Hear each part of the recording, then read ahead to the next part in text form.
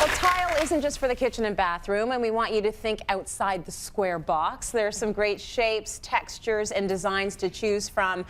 You won't believe what we have here right now. So to show us more, we've got designer Suzanne Dimma in the house.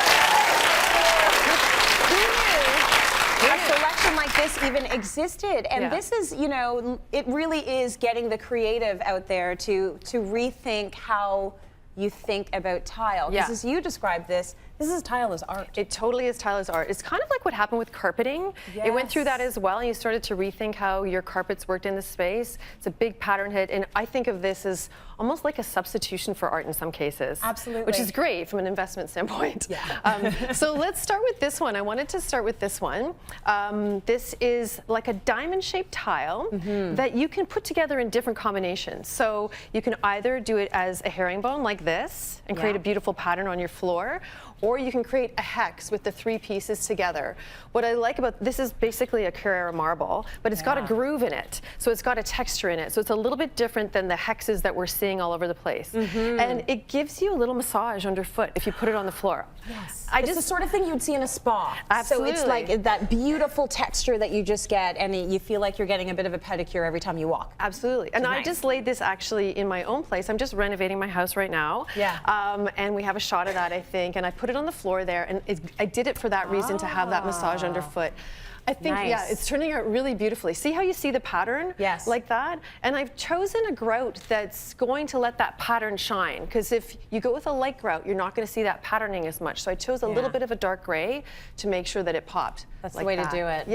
That's lovely. Now look at this crazy action. One of my absolute favorites on the table right now. I know. This is incredible. I want a shirt made out of this immediately. Isn't it cool? This is just, I want socks, I want a scarf. They're just so beautiful. The so color, and you can't feel it, but it's got very gorgeous smooth, texture. right? And it's got a little bit of glint, right? Because of the gold in it. So it's like a new spin on paisley, which is a classic pattern. Lots of color. So when I saw this tile, I thought, where the hell are we going to use that? And I thought, oh, for sure, like a kid's room, a teenage girl's room, for instance. But we have a shot of it in a kitchen as a backsplash, and it's so beautiful. Isn't that amazing? Wow. So, like, just getting away from your typical subway tile that everybody does, and really making a statement. This is a statement piece. And it's a big tile, right? It so is. you can stretch it down a long stretch like you have in your kitchen. So get ready for this. Get ready. These are tiles. And this, I mean, I love your take on how you might use anime tiles in your space. So these are like based on anime figures. So either you're a diehard anime person, you're gonna love this, or you might not. So you could fill a whole wall with it and go crazy. You might lose your mind. But I think the way to do it is just interject it in a wall of white tiles. So you get a hit of it. It has kind of a weird, sexy vibe to me, the little eyes. Which I kind of like. They're looking at you. They're looking at you. So we have a shot of it actually in a shower, which might be a little bit creepy, but kind of cool at the same time. See, that's a personality thing. And what I love is that's where design is going. People are being very specific and personal about what they like. And that's starting a conversation, even if it's in the shower. Starting a conversation. Let's talk about this. Okay, so these ones. I call these, and it's not really the official name for these tiles, but I call them anagaliptic tiles, which is like that wallpaper, that textured wallpaper that you saw in Victorian houses a long time ago, or like tin ceilings. And I think this is actually a cool thing. You could put it on your ceiling to get that effect. What I think is neat about this is that they have different sort of intensities of decay. And so you can play with that and make a pattern with that. And it's playing on that trend that everyone's seeing in the art world. You know, there's all these photographs of decaying buildings and decaying interiors. So it's kind of a spin on that. And when I was at the showroom picking up the tiles, I saw that the people who own the company had placed a couple of blue tiles in the middle of it. And I thought, oh, that's so beautiful, because it breaks up, it pulls out the verdigris color. Look how dusty they are. I know, and I love it. I know, it's like giving your hand it feels old, a little bit of feels exfoliation. Ancient. It's true. So the whole point is, you get creative. You don't just buy a box of tiles. You think about how you play with it, make it totally unique. Yes, the installation is a huge part of it.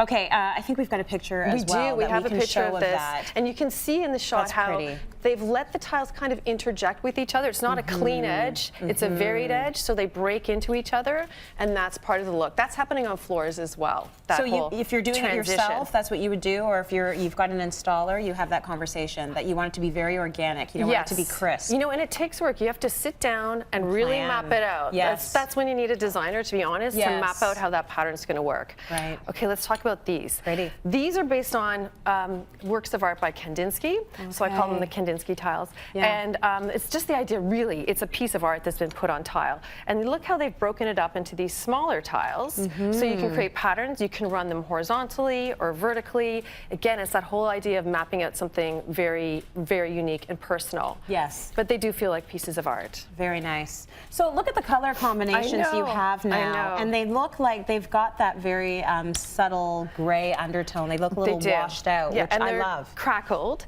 So that crackle finish has made a comeback. We saw it a long time ago, and now it's made a comeback. The reason why I chose these tiles is because these are like new versions of subway tiles. The white subway, they're not just white anymore. They're coming in these brilliant colors. And when you lay these, you can lay them in stripes, just like this. And I've seen that done in a beautiful way to create a stripe effect on your walls. Yes. It doesn't have to be all one color. You can mix it up and get a really customized look that way.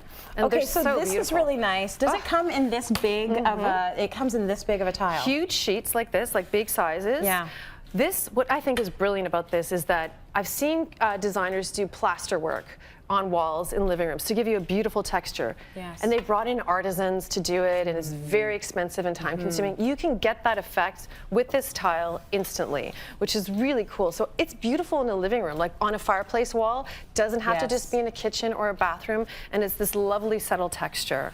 All these sort of interplaying planes. And it's an oyster color, which I think is very nice. Okay, I want to talk about all of these before we run out of time. So this one, isn't that crazy? So this is kind of playing on that whole movement of Memphis that was popular in the 80s. These very graphic patterns are back in style again. Black and white is always a classic, but look how mod these are. And these, same thing, they've got a negative and a positive, so you can play with that. You could go all negative with your pattern or all positive. It's sort of like a new take on the checkerboard. And again, it's like a Rorschach test pattern a little bit, right? It's beautiful. You could totally mix that up. That is definitely artwork. And then these gorgeous gleaming triangles. Aren't these beautiful? Well, I love the metallics. The metallics, now you have to be careful because the fingerprints. I know, that just drove me crazy. I would say if you have a family, probably don't go for the gold triangles. But they're so fun, and you can create beautiful patterns. You could do 2 colors, you could do 1 color. Just having fun with how they interplay together, making sure you pick a neutral grout to work with all of them. We do have a shot of the gold mixed with gray in a bathroom. And look how glamorous it looks. Right? See, so they created these columns of stripes almost with the tiles, and pairing it with brass and black accents, super beautiful. Amazing. Yeah. Now there's one more I want to mention. If you don't want to do tile, if you find tile to be like a total big commitment, because it is a lot of work, they have wallpaper now that looks so much like tile. And here's look at that. That's actually wallpaper in a little kitchenette, and you can vinylize this wallpaper so that it is practical around the water areas, and you just roll it up. Does it have texture, that wallpaper? Well, when you have the vinyl, when you put the vinyl on it, it does have a little bit of texture. But that actual, what you're seeing is the shadowing that the wallpaper company has made to make it look like 3-dimensional tile. It's very cool. Just brilliant. Okay, Suzanne, that wallpaper is from New Wall, and you picked up the tile samples at Metro Source. Gorgeous.